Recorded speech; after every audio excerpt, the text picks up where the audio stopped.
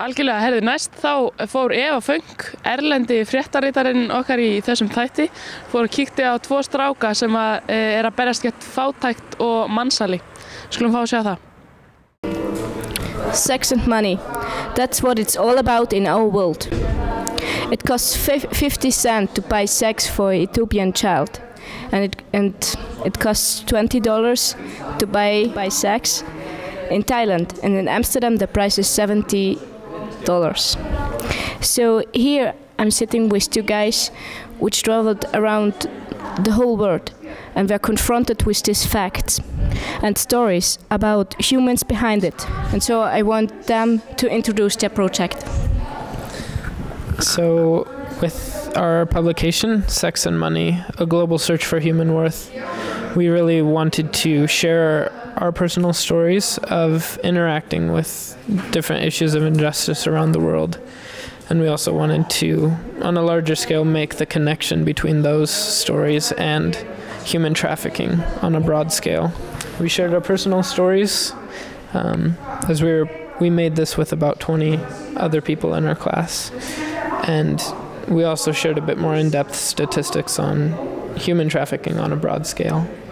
And in the end, we've also given people a list of organizations that they can use to find out who's doing something with human trafficking and how they can be a part of it if they're interested. And our organization is called Youth with a Mission, and they have different bases all over the world. But there's other people who are doing similar things.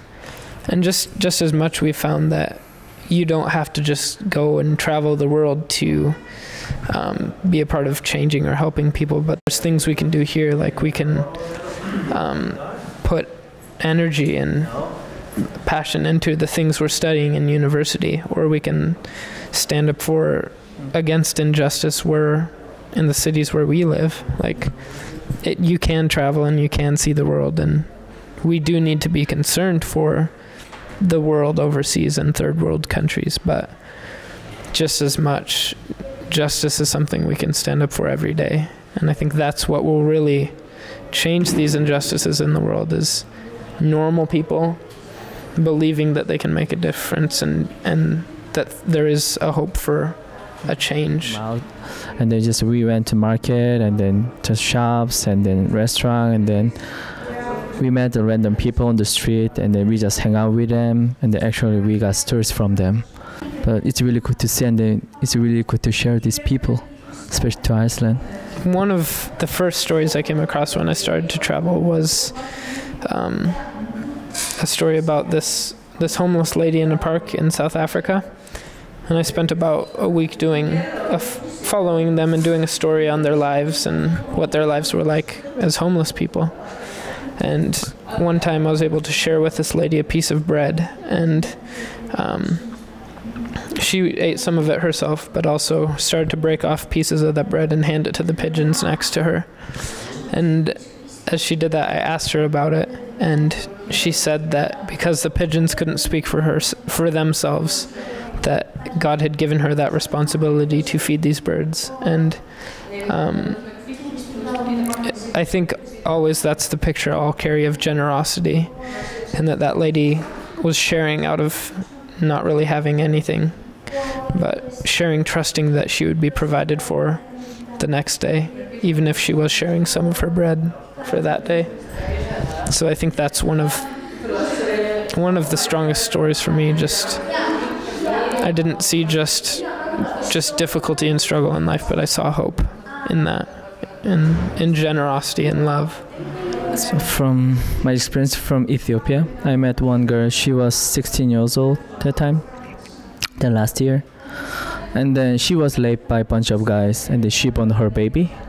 That I saw, she birthed her baby. But when I talked with her, and then I thought that her life is really desperate, but it is not. Like, she said to me, she wanna help the woman like her. So like, there's a hope still like a broken people wanna help broken people's life. Like, still there is a hope. I found it, so it's really glad to see that. It's very good to see that like normal people like you two and me and all the people around us can change the world little by little. But when I think when a young person wants to do something like that, it's standing in front of a wall because he or she doesn't know what she can do or what is possible. So was it easy for you just to get out of the road? So at first I was just really, I heard about the trip and what it was possibly going to be like, and I was excited just because it was traveling to so many places and seeing so many things. But once you get in that everyday situation of traveling, it kind of loses that initial just fun, like, but you get into everyday life and traveling and moving around becomes kind of tiring, and you have to learn like to function out of more than just excitement, but out of something deeper. And I think for me, I knew that God had put it in my heart to go and do this and speak up about issues of injustice in the world. And because I knew that that's something I was called to, I was able to get through those difficult times because I knew it wasn't just about me being excited to do this trip, but it was about the people in the world that are in need, and that need someone to speak up for them. And it did get hard to be away from your family and friends, and I have a hard time being in a place where I'm not familiar and where I'm adjusting to, where I don't know where my cereal is in the morning. But just knowing that there are people who are in need and that there is something we can say for them and there is something we can do for them, I think that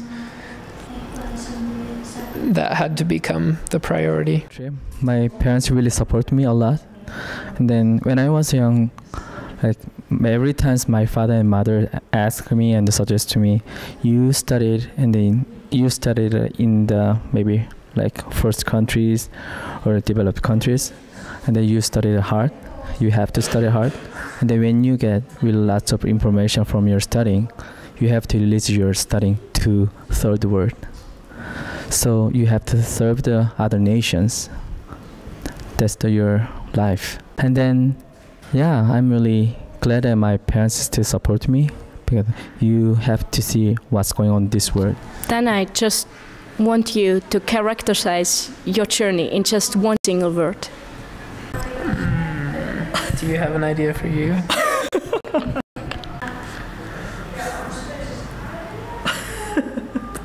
This is a really hard question. That's a good challenge.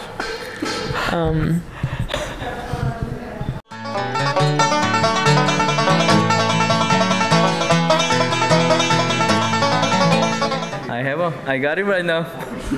Hope. Yeah. Hope. It really sounds cheesy, but hope, yeah. I don't know. I just found it like a hope, the words, because I just saw and I heard so many desperate like life from people, but every time I met people, but they say there is a hope. So I think that's the key of this issue, even of our life. I think invaluable. I think there's not really a price I could put on what I learned. I think when we make ourselves available, really valuable experiences happen.